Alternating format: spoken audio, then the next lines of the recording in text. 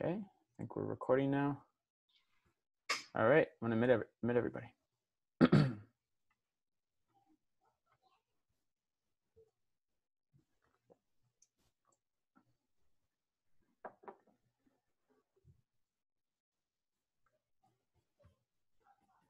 Okay. Hi, everybody. Welcome. Oh, hold on. Let me turn off the waiting room. I see some people still trying to come in.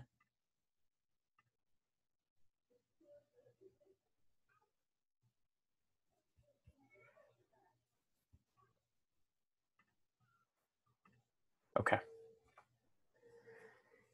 Great. Hi, everybody.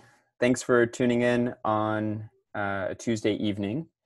We are really excited about this conversation with Nithya Raman and Jenna Chandler.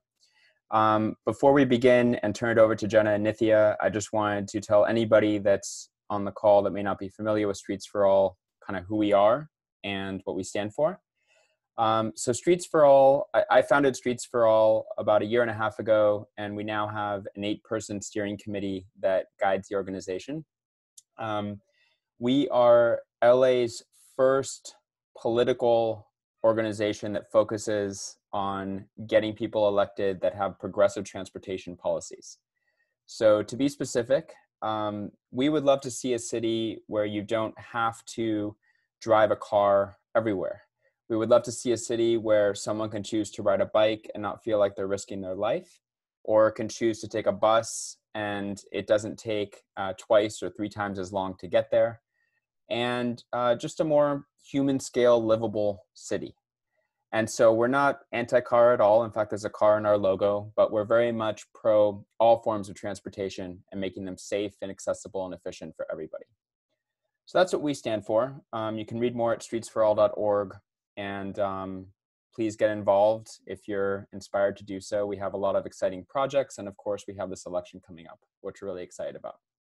So having said that, we are so excited to have Nithya Raman, who's running for Council District 4, in what should be a very interesting race, and Jenna Chandler, who's going to be moderating and leading the conversation, former editor of Curbed LA. I was so sad to see that go away, but I know that Jenna has a very bright future in whatever she decides to do. So with that, I think I'll turn it over to Jenna to introduce herself and guide the conversation. And thank you for joining us. Oh, and are you stuck on mute, Jenna? There we go. Yep. Hi. My name is Jenna. I'm a reporter and editor here in Los Angeles, and I ran for local was dedicated to neighborhoods and the built environment. And I grew up in the suburbs here in Southern California, in Lakewood and in Los Alamitos, but I'm an enthusiastic city dweller now. And for more than half a decade, I lived right on the border of CD4 off Hollywood and Western. So I've been following the race, and I'm looking forward to chatting with Nithya.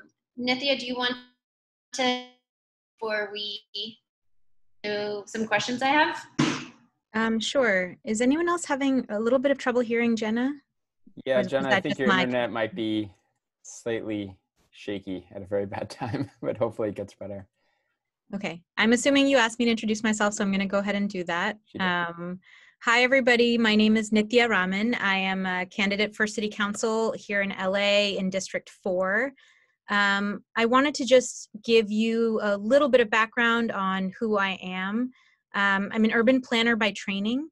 I'm a mother of twin preschoolers. They're 4.5 years old now, and they were actually in the frame totally naked just a couple of minutes ago. I am very, very excited to be here with this group to be talking about safer streets here in Los Angeles. I spent a number of years when I was younger working in India, working with people who lived in slums and informal settlements there, who were fighting for things like land rights and running water and toilets. And I was also a dancer. I danced with a professional dance company there. It turns out that neither of those things make you very much money. And I didn't have a car in India, and I got around using bicycle and the bus. And I love public transit. For my last job, which was in Santa Monica, I actually took 2 trains and a bus from my house in Silver Lake to Santa Monica every single day. So this is something that this is an issue about which I care deeply. This is an issue that has shaped my life physically, because I have been a frequent user of transit and a frequent user of public spaces as a pedestrian and as a cyclist. And I am really excited to be in a position where I can talk about and think about the changes that we need to make in Los Angeles to make our transit, our streets, usable, and allow them to have real options for people who are looking to get out of their cars to get around Los Angeles. Because right now, I don't feel like they do. So I'm very excited to be here and to talk to all of you and to hear Jenna's questions, and afterwards to take some questions from this very engaged audience. So thank you.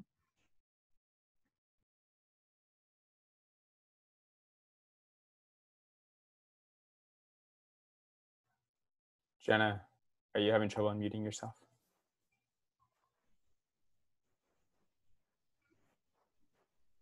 There we go. Great. So as Nithya mentioned, after I finish asking my questions, we'll have time for you all to ask questions. And if you do have one, you can just simply submit it using the chat function here, and we'll review it and read it out loud. So Nithya, you kind of touched on your goals in terms of making transportation kind of work for everyone, no matter the form. But transportation hasn't been listed as an issue on your platform. Do you have a transportation plan? And if so, will you tell us about it? Yeah, actually, we talk a lot about transportation as part of our environment plan. And so we didn't explicitly name it environment and transportation, but a good deal of our environment plan actually talks about transit and how we can think about changing transit in Los Angeles. We talked about a few different things in that plan, and I can talk about a couple of those things right now. One is we did talk about investing in making options to taking the car much easier for people in Los Angeles, much easier, much more comfortable, much better. And the reason we did that is because we were looking at our terrible air here in Los Angeles. We have had improving air for a number of decades here in LA after kind of investments in smog technology and cars. And then over the last few years, our air has gotten significantly worse. And a big driver of that terrible air really has been an increase in car use and automobile use of all kinds. And so we looked in the plan at how we can provide real substantive alternatives for people who are looking to get out of their cars. One of the things we talk about is taking action on making streets safer for residents to walk and to use their bicycle. We talked about the fact that in Los Angeles, we have a lot of plans related to safer streets, safer biking. We have really good data on our high injury network streets, for example, which are the streets where we have huge numbers of accidents and deaths in LA.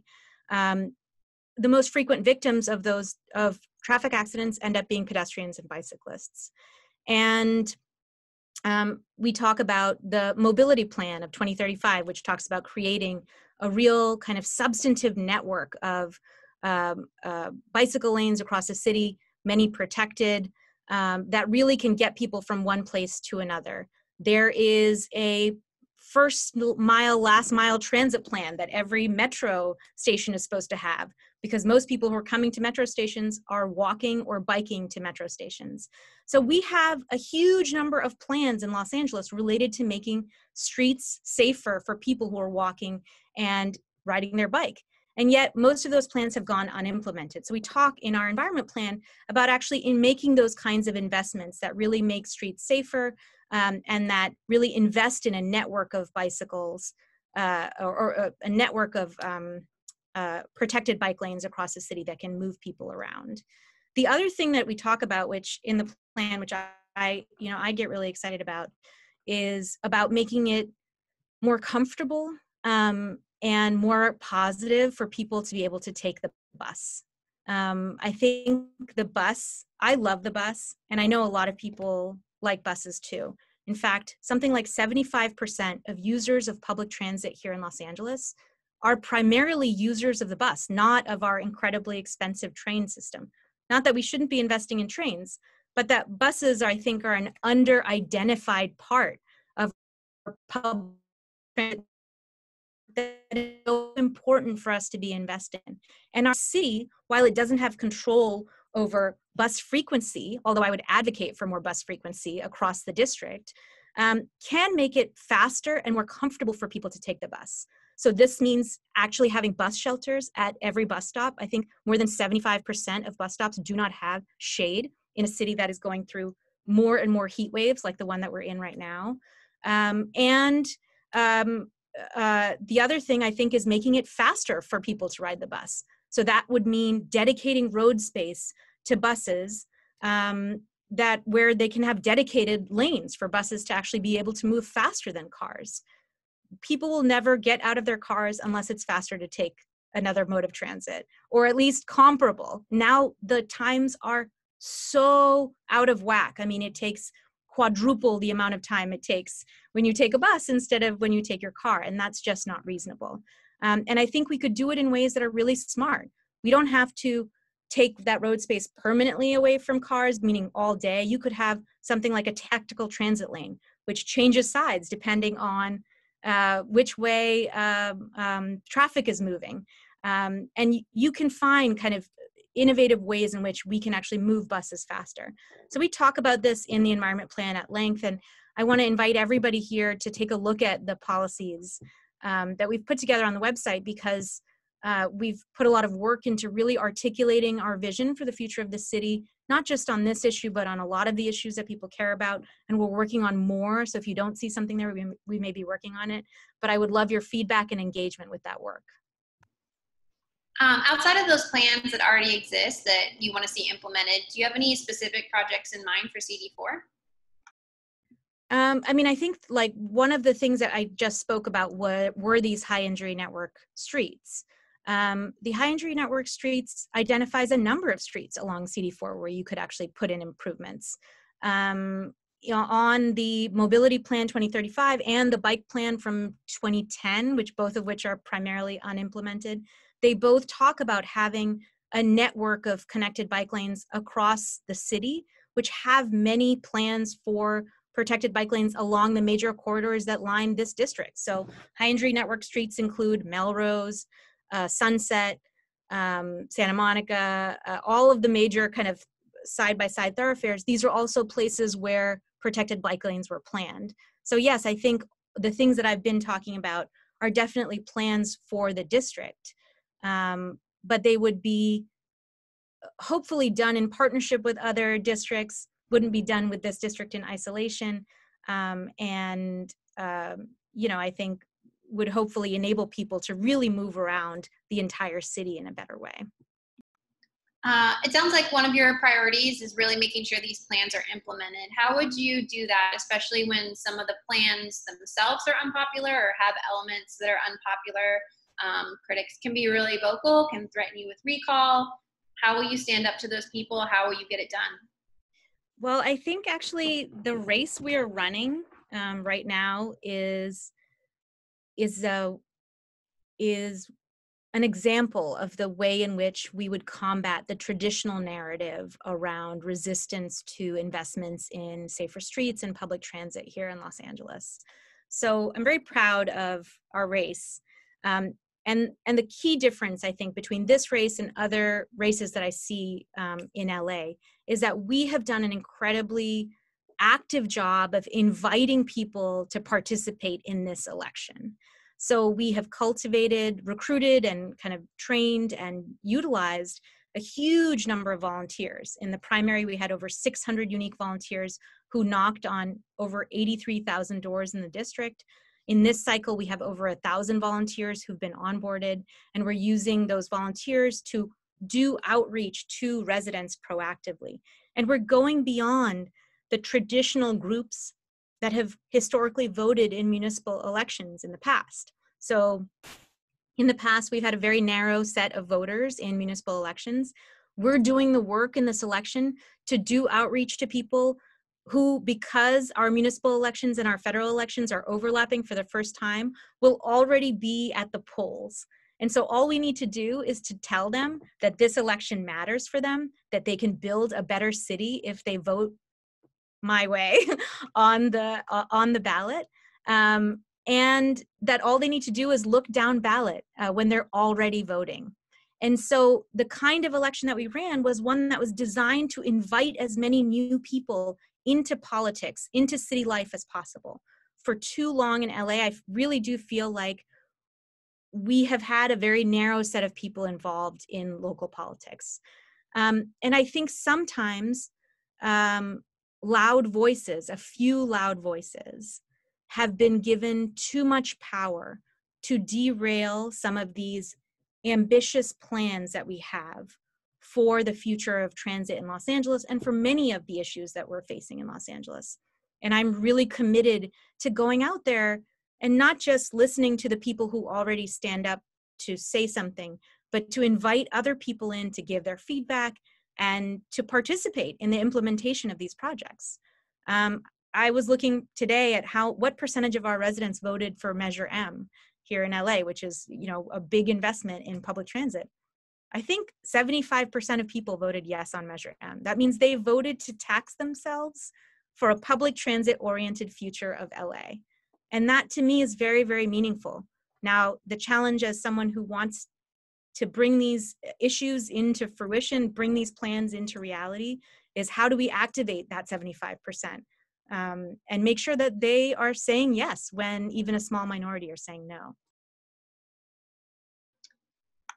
You're running on a pretty progressive platform. There are a lot of things you want to get done: building affordable housing, putting the roofs over the heads of 41,000 homeless Angelenos, rent forgiveness, the list goes on. Since the primary, when your platform was developed, a deadly pandemic has erupted, and the police killings of Black men and women have ignited unprecedented public interest among white Angelenos in dismantling racist government infrastructure.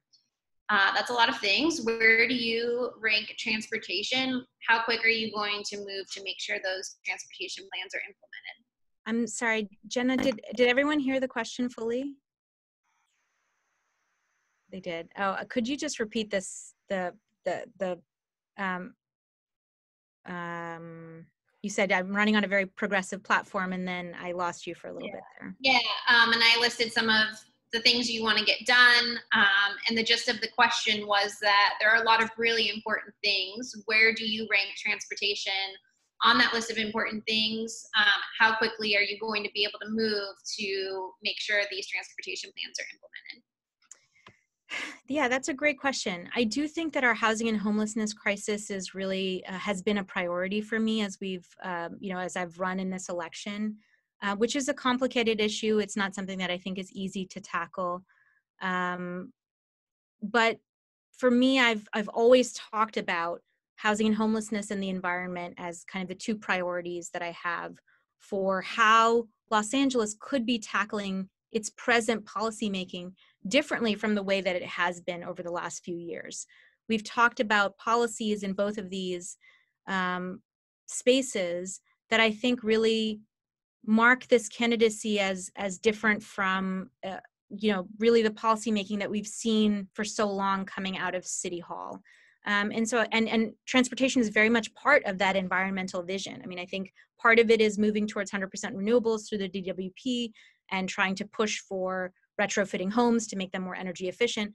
But I think really a big part of it is trying to reduce how much we are relying on automobile transit here.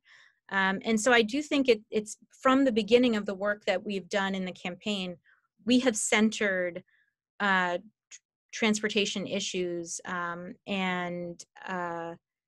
You know, it is something that is very, very important to me and very dear to my heart. Part of the movement to defund police is tied to ending law enforcement contracts with other public agencies, including Metro. According to the Bus Riders Union, each year from 2012 to 2015, Black Metro riders were handed more than 50% of all fare evasion citations, but made up only 19% of all bus and rail riders. What is your position on ending LAPD's $370 million contract with Metro? And if you support getting police off buses and trains, what role would you play to ensure that happens? And what are your solutions for making riders feel safe aboard vehicles and in stations? Yeah, I definitely support, ending these contracts with law enforcement. And I was just looking actually today or yesterday, I can't remember, but I was looking at kind of outreach spending in the metro because I think a big part of the reason why people feel unsafe on the trains or the buses is because of a rise in users experiencing homelessness. I think people experiencing homelessness see metro trains and buses as a place of refuge. At this time in LA, when libraries are shut, when Starbucks are not places where you can stay seated, a lot of the places which people once went to as places where they could stay cool, a lot of these places are closed to them. So I think our public transit has become even more attractive as a place of refuge for people who desperately need to be safe from the heat, excessive heat here in Los Angeles.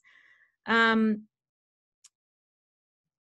so I think I think that we should look at the numbers at what the city has been spending or what Metro has been spending on outreach for people experiencing homelessness versus what they were spending on policing. So I looked at that today, and in 2018 was the first year that Metro actually ever spent any money on doing outreach to those experiencing homelessness in trains.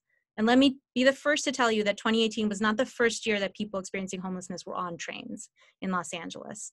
It has long been a place of refuge for people.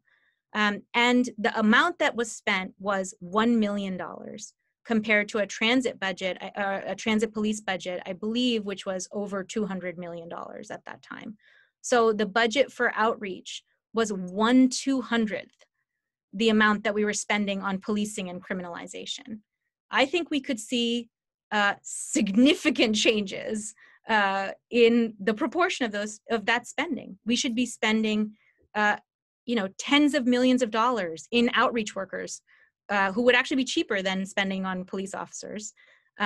We should be making sure that people experiencing homelessness who are riding the trains are able to get access to services, are able to get access to shelter beds, and are able to be able to use the bathroom. There are hardly any bathrooms in these transit stations at all. And so I think we could absolutely overturn the way in which we've been approaching safety on public transit here in Los Angeles. You mentioned that you love riding the bus. Can you talk about how you get around your neighborhood, how you get around greater LA, and do you have a specific experience or two that has shaped your views on moving around Los Angeles? Yeah.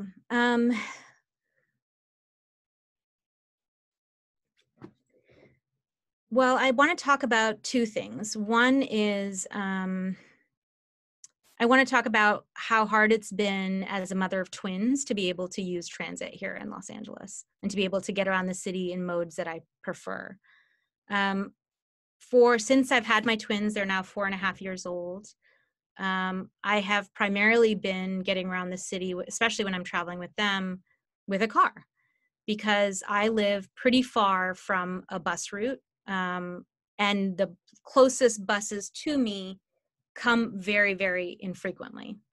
And so when we have tried to take the twins on public transit, it has been very, very difficult for me. And so I would say that one of the reasons why I think bus frequency is so important is because I've had the experience of having my kids and trying to take them on the bus and trying to get to a bus in time for it to leave, only to be like 15 feet away from the bus stop holding two crying kids and watching the bus kind of leave the stop and realizing that I wasn't going to get another bus for another hour at that stop, which is the frequency at which most buses come to the area where I live, or the two main buses that come to the area where I live. And so I think thinking about making buses easier to use for somebody who has young children, somebody who's using a stroller, is something that has come from my own experience of trying to not drive around with my kids and really failing in many ways. The second experience I want to talk about is commuting to my job in Santa Monica. I was last year, or not, I guess now, oh my gosh, I've been running for so long. It's been now 2 years.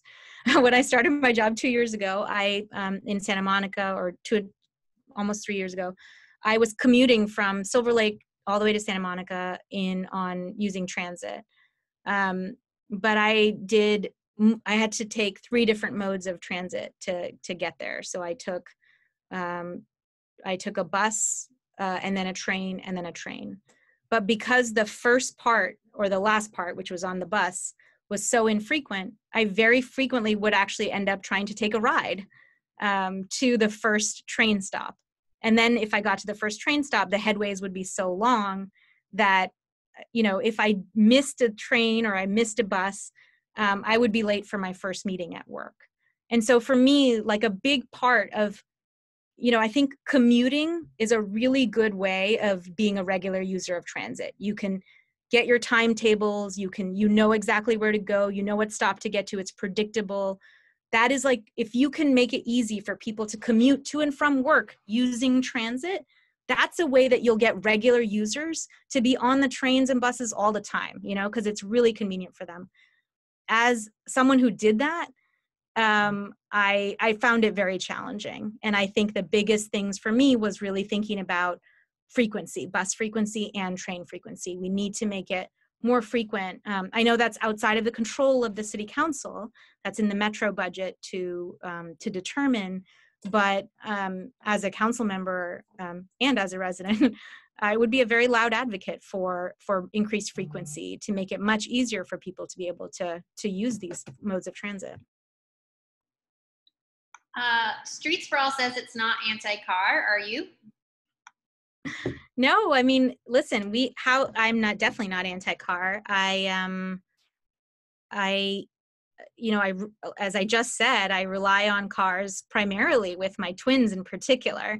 What I would love to do is to make it possible for way more people in the city to be able to make the choice not to take a car. That is really the thing that I want to expand, is not that you wouldn't be able to take a car anywhere, but really that you would be able to choose away from a car without significant sacrifices on your part, which I don't think is reasonable to ask of people at all. In LA County, there are about 18.5 million parking spaces for about 10 million residents. In terms of square miles, LA's parking infrastructure is 9 times the size of Manhattan. Parking lots take up precious land space and make the cost of building new apartments and condos more expensive. Plus, all those parking spaces, as you know, encourage Angelenos to drive when we need to be driving less. The City of LA's planning department has proposed doing away with the requirement that forces developers to put parking in residential buildings, a practice known as parking minimums. Portland just eliminated some of its parking minimums citywide. Would you commit to supporting a plan to do away with parking minimums in the 4th Council District, for example, in the upcoming community plan for Hollywood? I would definitely be committed to, and I talk about this actually in the housing and homelessness plan, which is either reducing or eliminating parking requirements in buildings as a way of reducing the cost of construction. I think that's an incredibly important part of why building in LA is so expensive and why affordable housing is so hard to build. The only caution I would make there, again, is to say that we want to be able to do away with parking minimums while also increasing the robustness of public transit options in places where you're doing away with those. I think it's really important for people to be able to have a functioning and highly usable form of transit when you don't have an option to have a car. And I think those two need to be twin objectives as you're thinking about planning for Los Angeles, which is reducing or eliminating parking requirements in new construction while also making it significantly easier to get around the city using other modes. Because otherwise you're just punishing residents, you know. Do you support congestion pricing? You know, I think it can be a very, very powerful tool to reduce reliance on automobiles. I want to go back to the exact thing that I was just saying, though, is that unless you have robust alternatives to taking a car, congestion pricing plans can be very punitive on people who can't live in the city or who don't live near public transit options. Right now, our public transit options are much more robust in the center of the city and much less robust as you go to parts further afield or places in LA County, where we have been pushing residents for many years because we don't have enough affordable housing in the city.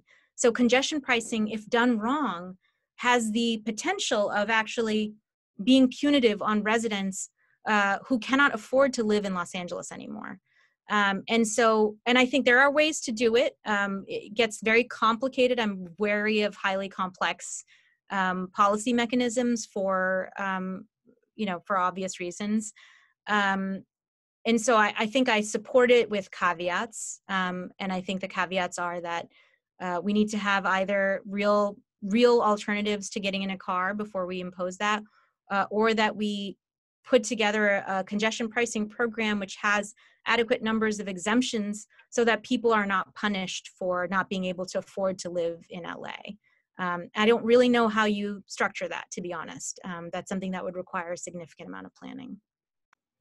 I'll ask one more question and then we'll jump to some questions from the audience. There are clear examples and evidence that an otherwise really good program to encourage developers to build affordable housing near transit stations is also encouraging those developers to demolish rent-controlled apartments. Your opponent, David Rue, has proposed changes to that program, which is called transit-oriented communities, that would require developers who want to knock down existing rent-controlled buildings to offer existing tenants units in the new complexes that they build at below market rate prices. Do you agree with that solution, or do you have other ideas about how to prevent displacement caused by transit-oriented development? Can you explain one more time what his proposal is? I actually wasn't aware of this, so yeah. It's to require developers, when they knock down an existing rent-controlled building in order to build under the TOC program, to require them to offer units at below market rate prices to the tenants whose buildings or apartments are getting knocked down. So it would offer them a right of return, basically, to. Yeah, I mean, I think, again, with these, when you put, so I think in theory, this sounds like a reasonable response to the idea that increased construction can also result in displacement of existing renters in a building. And I think I think this sounds good. The only thing I would say is that sometimes I feel like changes to these programs are make it harder for buildings to actually ever get built. And so I want to make sure that programs that are designed to increase a number of affordable units and things like that don't eliminate the very kind of financial basis for the building in the first place. But also wanted to say that right now we're in a situation where I think there's a huge number of laws coming in from Sacramento, which are making it easier for the percentage of affordable units in a building to go higher than what we've seen in Los Angeles. So from talking to developers, from talking to people who are familiar with the planning world, I have heard that, new constructions can have up to 25 to 30% affordable housing units based on the new laws that are coming in. I haven't done a detailed analysis of this yet. There's so many new laws that I just haven't, and it's been a really hectic campaign right now.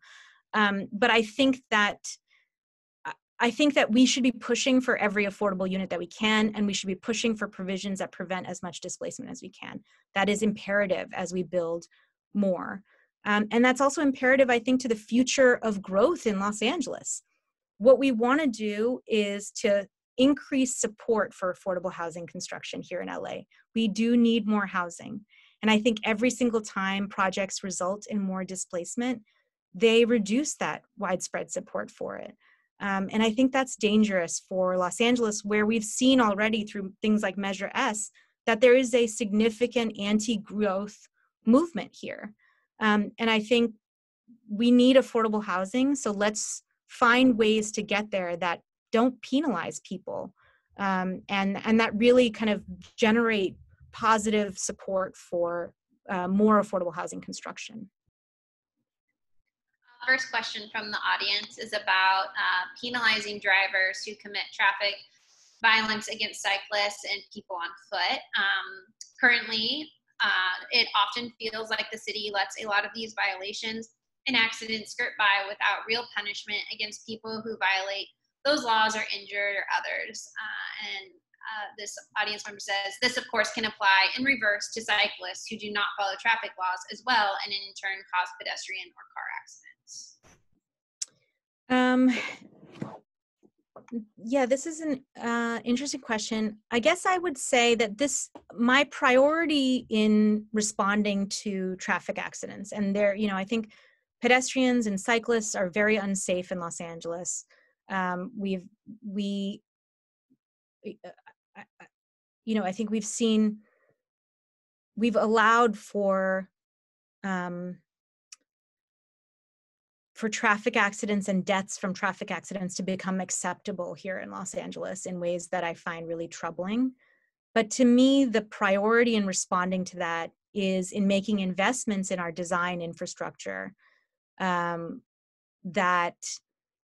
I think make it safer for people to walk and to cycle. I think that if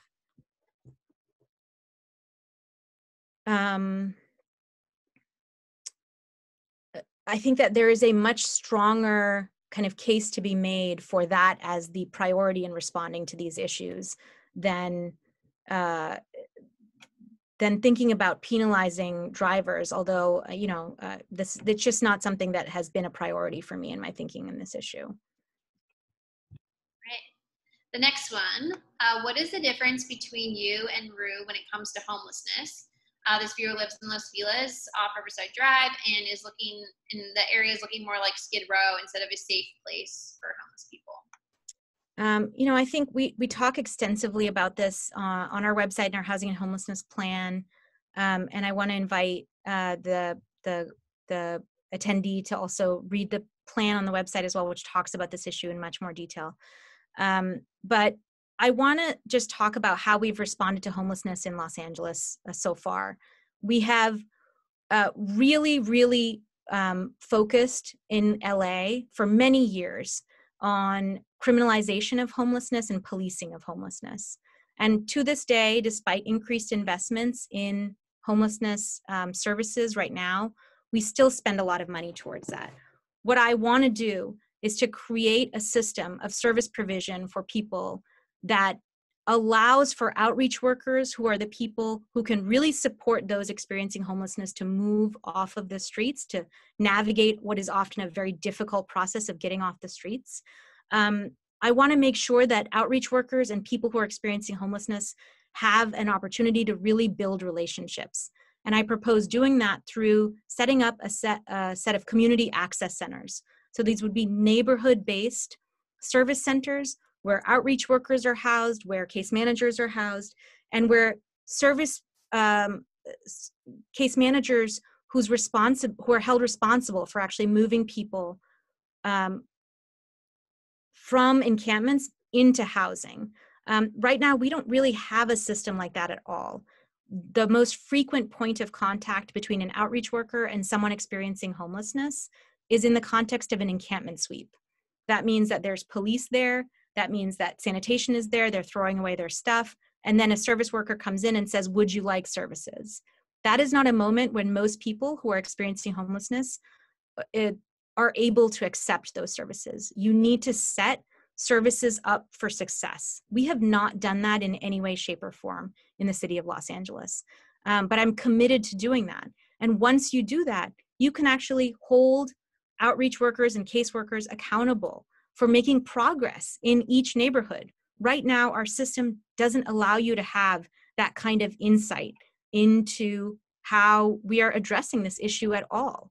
And I think the system that I'm proposing would be far more effective at actually getting people off of the streets, as well as being more compassionate. The next question has to do with, again, with traffic laws and bicycling. One concern I have with the increased bicycling is that none of the riders I see obey traffic laws. In my neighborhood, cyclists never stop for stop signs, and most don't even stop for red lights. I am terrified by their behavior. It's amazing there aren't more accidents. Will there be enforcement of traffic laws? Yes, I mean, I think you can have enforcement of traffic laws, but I think a lot of people are breaking the law because they don't have space on the streets right now. And it feels like bicyclists are often stealing space. They're riding on sidewalks often. I see people riding on sidewalks often. And I think it's hard for sometimes when I've been with my kids on a stroller, I've seen a bicyclist coming in the opposite direction and found it really hard to navigate the sidewalk spaces and to share those sidewalk spaces. But if we make spaces, clearly delineated spaces available for bicyclists on the street, I think we could do a much better job of sharing space and do a much better job of everyone following the rules with one another. And so I think if we are able to plan for cyclists seriously in LA, I think we can also hold cyclists accountable for, following traffic laws in LA. But we haven't done the former at all. The next question, I've gone to city planning meetings and pointed out that inside CD4, there is no safe way to walk or ride a bike or scooter through Cahuenga Pass between Universal and the Hollywood Bowl. We need a safe path put in on the west side of the 101, and there's space to do so. Does LA have a plan for this, or I guess, do you have a plan for this? I don't think this is I've only read the mobility plans, and I don't remember seeing this particular linkage being identified there. I could be wrong. I'm not sure who asked the question, but I'm happy to look and get back to you. My plan just involved really looking at the existing plans and investing in those improvements in the district. I thought those plans were sound plans. They created a network of transport corridors across the city, which would get people from one place to another safely. And I'm really committed to investing in those plans. This specific linkage is not something I've looked at, but I'm happy to look at it. And if it's feasible, yes. Okay, here's another path question. This one's about the LA River. We really need to create a fully connected LA River bike path. The busway path is great, but it would be great to have the river path invested and carried out. Moore Park Ave is also a great road for a complete bike path here in our district. Sorry, what was the question part of that? Yeah, I guess the question is, can you create a fully connected LA River bike path? I mean, one of the things that's been really fascinating about actually campaigning in this district, so I don't know how many of you guys are from the district or have looked at the map of the district, but it's a really crazy shape. It has Silver Lake and Los Feliz on one side, then it goes all the way into Miracle Mile, goes through parts of Hollywood and Koreatown and Hancock Park, but then it goes through all of the Hollywood Hills and then into two parts of the valley, into Toluca Lake, and then into a much bigger part of Sherman Oaks. And one of the things I realized when I was campaigning in the district was that as the two previous questions have referred to, there's not really a way to get from one part of the district to another safely on public transit. The river could be that, actually. And I think that's a really exciting option for connecting different parts of the district. And I was just talking to a resident on Twitter who was really advocating for the creation of more robust bicycling infrastructure along the river in the valley. And I think that would be a really good idea.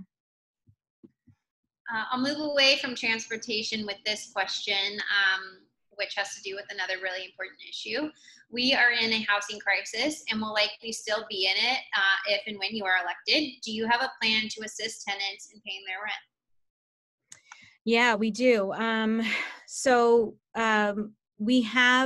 We introduced at the close to the, in the first months of the pandemic, a plan for rent forgiveness here in Los Angeles, which involved allowing for two kinds of landlords to be able to get payments to them in two different ways, but relying on money that was made available to all cities above 500,000 residents through the Fed's lending facility at the beginning of the pandemic.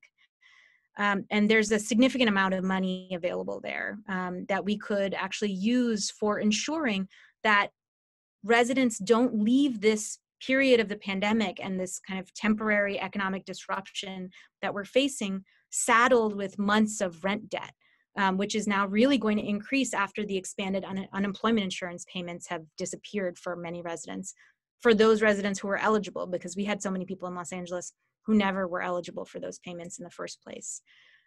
The rent forgiveness program for smaller landlords would make direct payments up to a cap, and for larger landlords would allow them to get a tax credit that could be, and we talked about ways in which that tax credit could potentially be traded if larger landlords wanted immediate cash.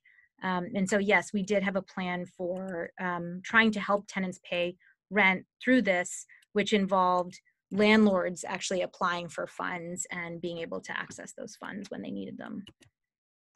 Did you view that plan as being more helpful for landlords or for tenants?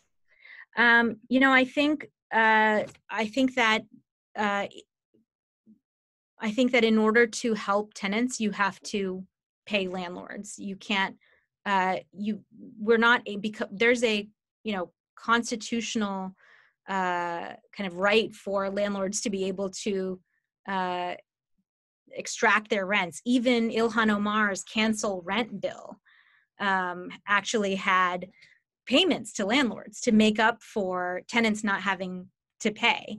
So this was, I think, a policy response that was rooted in the reality of our legal system here in Los Angeles, which really protects landlords. I wanted to say two more things about the way in which we structured that policy. One is that the policy asked landlords to do the work of applying for funds. And I think we, in that way, took the burden off of tenants. We took some of the anxiety also off of tenants from this very, very stressful period. And so in that way, I think that program looked different from the rent relief programs that have come out of City Hall in recent months. And I actually forgot my second point, so. Okay, back to transportation. In San Francisco and the Bay Area, Uni and other transit agencies have cut some bus lines permanently. What would you do to ensure that this doesn't happen in Los Angeles? And what vision do you have for funding a world-class bus network in the long term? And I think you kind of touched on the latter part, but I think the former is maybe a little bit more urgent. That they're not cutting bus lines? Yeah, how would you ensure that LA doesn't do what's Yeah, I mean, I think a big part of the reason why people are cutting bus lines, to me, is because they're not getting used as much. We've seen a big drop in our bus ridership as well here in Los Angeles. In part, that drop in bus ridership has come because frequent users of bus transit are simply unable to live in Los Angeles anymore. They can't afford it. And so they are moving further and further away from the center of the city, which is serviced by the majority of these bus lines, and are forced to rely, I think, on private modes of transit to get around. So I think, addressing our housing issue is a big part of actually making sure that we also protect our public transit network. But I know those are connected. neither are immediately solvable. But I did also want to say that we have never made it convenient for people to use transit, right? So I think what happened when people were able to use Uber and Lyft to get around, even if they didn't own a car themselves, what happened when we were offered any other alternatives to the bus, since the bus is so infrequent, it's so slow because you're stuck in transit, and because it's so uncomfortable because you're always waiting in the sun, we made other alternatives to the bus so much more attractive for even those regular users of transit. We drove our users of buses away. And then once you drive them away, then the bus line has no reason for existing anymore. And finally, you've taken out a whole nother set of bus users. We can't do that. For years, we have disinvested in our transit infrastructure and in our safety infrastructure. And that has led to more disinvestment going forward, and I think what we really need to do is to invest in that better future and to invest in a more holistic future for transit use in the city, one that looks at how we attract new riders and how we keep existing riders. How do you advocate to end the increasing DUI tragedies when neither law enforcement agencies nor legislative measures have been able to control the rise, especially during this pandemic?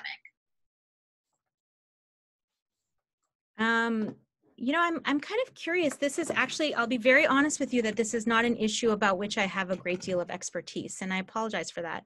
But I would welcome, inputs on this from anybody here who does have more expertise on kind of, what is the appropriate response to something like, because it is deeply troubling. I think these issues are incredibly important. And I've saw that in the comments a couple of times, questions have come up about traffic enforcement, about penalizing drivers who are in accidents, about penalizing drivers who are using UIs.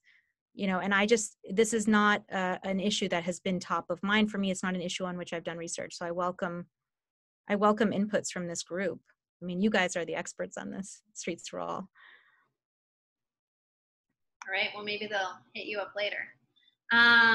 Let's see. Oftentimes, this is the next question. Oftentimes when cycling infrastructure is implemented, it is only bike lanes that are painted lanes and don't offer cyclists actual real protection against not only cars, but parked cars and car doors as well. Are you going to help make more protected bike lanes? If so, what are your plans to combat the large resistance that is often faced when trying to implement these plans? I think I talked about this earlier. Yes, absolutely, to protected bike lanes. I think protected lanes, I think what happens when we invest in bike lanes in a city like Los Angeles, where I think there is not an existing huge culture of cycling already, is that we don't make it, we invest in something like a painted bike lane next to, in a part of the city, which doesn't feel safe, which puts you at risk of getting doored, which puts you at risk of cars, moving into that lane to park. And then we complain that those investments never actually increase ridership or usage of those bike lanes, right? What I would really like to see is a robust investment in a network of bike lanes. Like, one protected bike lane on one street is not also going to be the solution. And I understand that this requires more investment than we have currently budgeted for this kind of infrastructure. I will say, however, that we are investing huge amounts in train lines already. We're investing huge amounts in transit already. And I think we could actually have a situation where we are investing smaller amounts in things that potentially could have huge impacts on things like bicycle ridership in the city. And I think, I've talked about buses.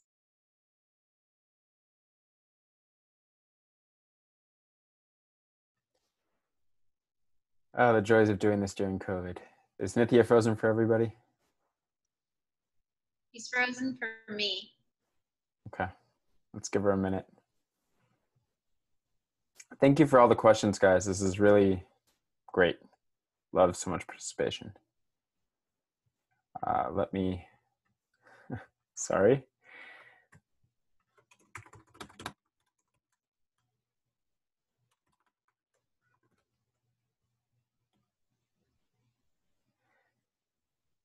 Jenna, you want to tell everyone live what you're going to do next? We're all dying to know.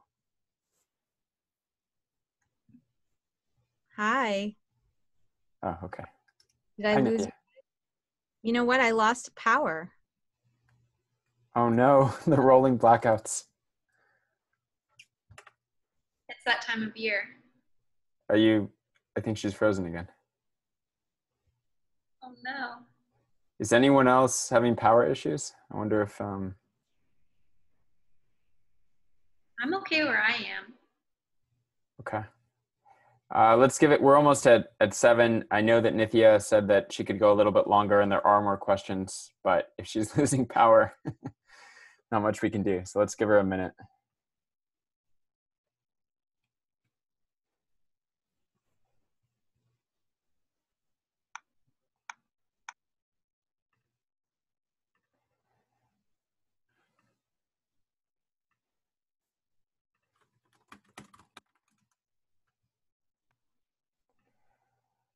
Okay, I'm gonna give her 60 more seconds and then unfortunately I think we're gonna have to end it since our candidate doesn't have power. Someone is asking where they can find more info on Streets for All.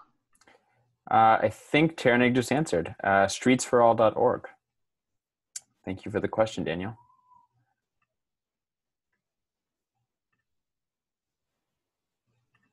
Okay, unfortunately I don't think we're gonna get Nithya back.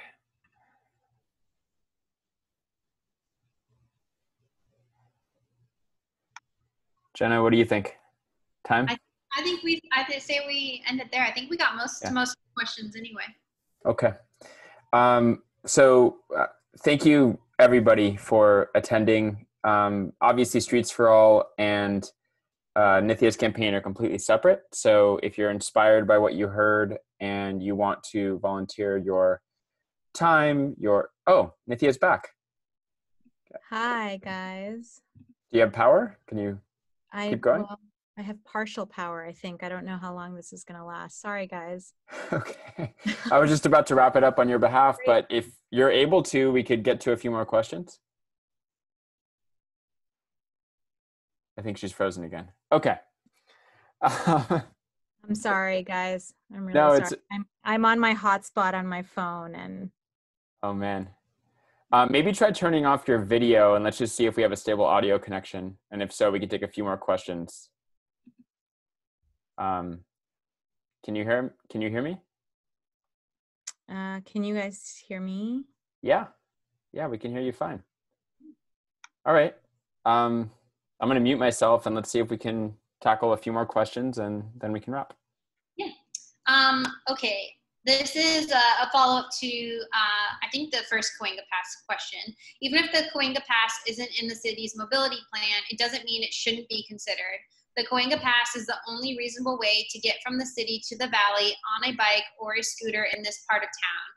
With East Cahuenga, the 101, and West Cahuenga, there are 15 lanes dedicated to cars. Would you be willing to implement a protected bike lane, repurposing a vehicle lane or two so people can get to and from the valley safely?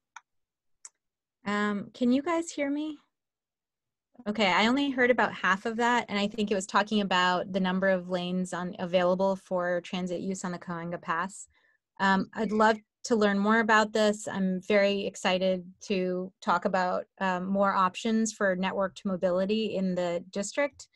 And if I could just ask the person who's asked the question to reach out to the campaign at contact@nithyaforthecity.com, or you can just go to the website, Nithya for the City, and reach out to us. I would really love to learn more about what they're proposing.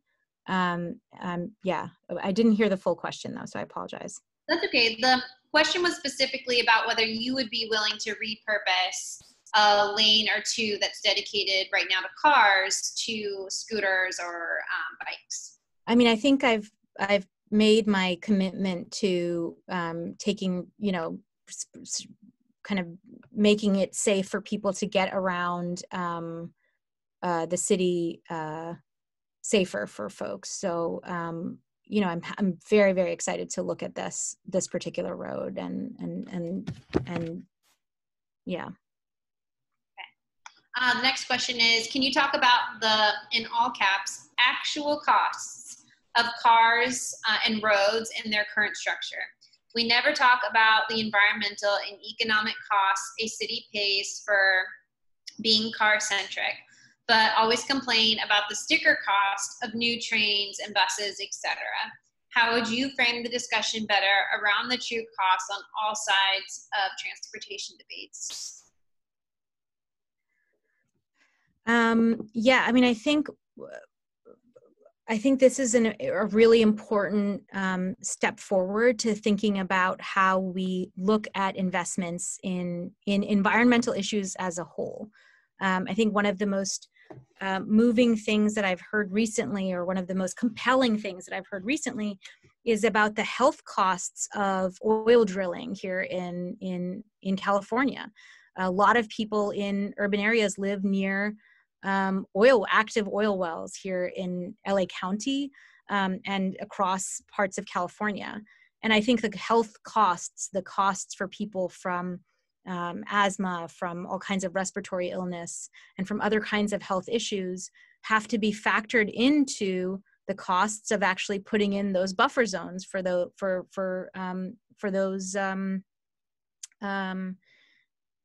oil wells. So I think, yes, this is a way of thinking about planning for cities and planning for environment that I think is really important, and definitely a mode of kind of adding to planning processes in cities that I'm very open to thinking about.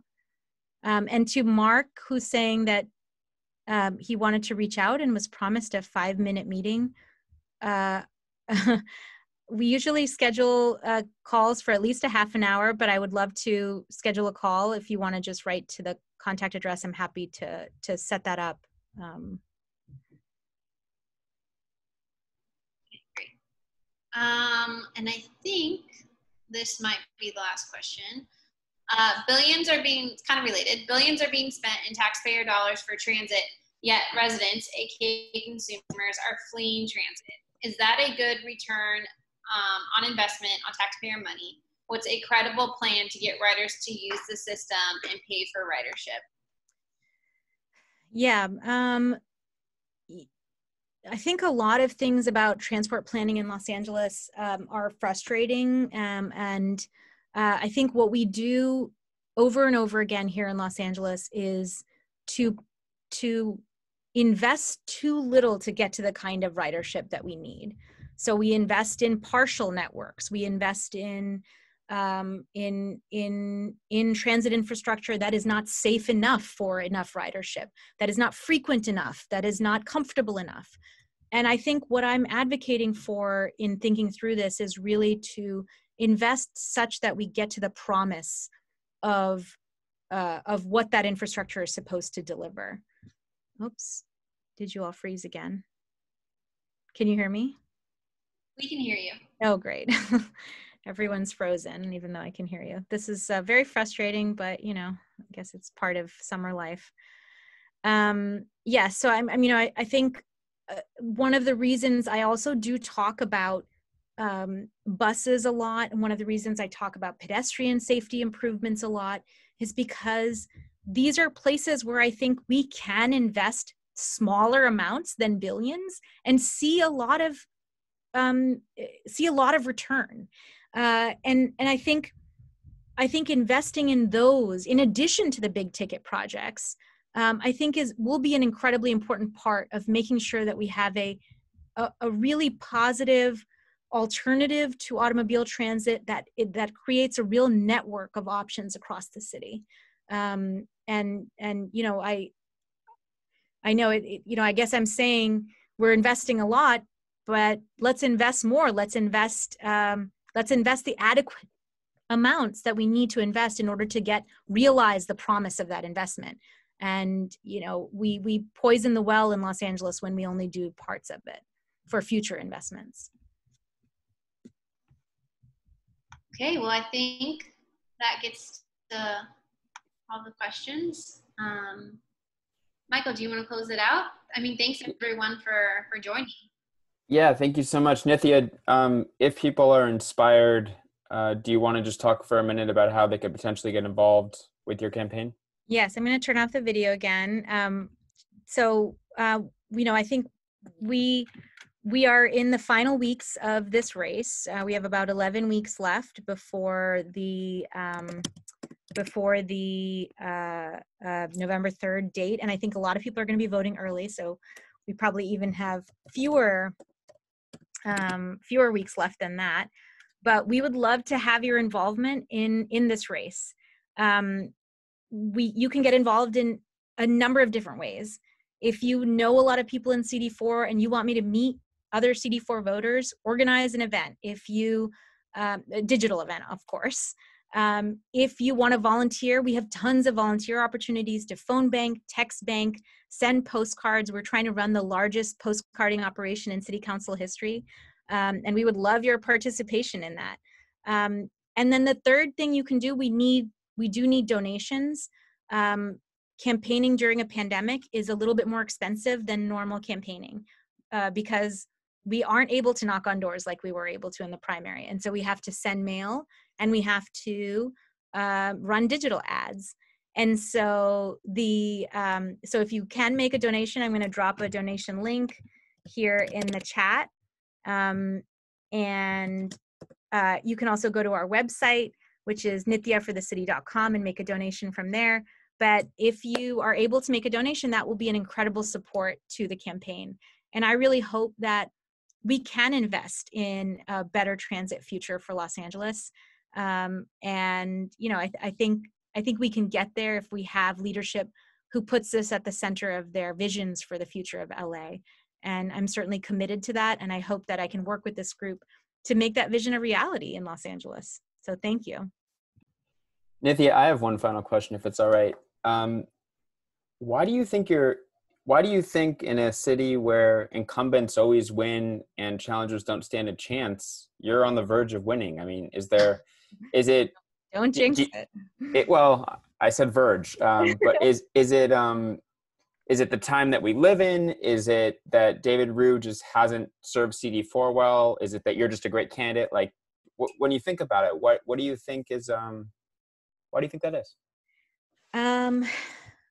I think that we are in a moment because of the change in election timings where we had the opportunity to have an incredible amount of voter turnout in municipal elections. And I think we, in this campaign, have built the entire campaign around realizing the promise of these new election timings. And we've done it in every way possible. We've used social media, we've used door knocking, we've used volunteer support. Like, we really believe in this campaign that if more people in Los Angeles participated in realizing their vision for the future of Los Angeles, that we will get to a better LA. And that vision is really compelling to people. That is not the story that we've heard from city council members thus far. But I think going forward, that is the story we will have to hear for candidates to be successful. So I'm very excited about that. Great. Well, thank you so much for everybody for joining. Jenna, thank you for doing a fantastic job leading the conversation. Nithya, thanks for your time. Thank you for having me. And thank you to all of these people who came and listened for so long and stuck through it despite... we got through a blackout. Yeah. All right. The recording will be available on our website. And again, if you want to learn more about Streets for All, we're at streetsforall.org. And look forward to continuing the conversation. Thanks, everybody.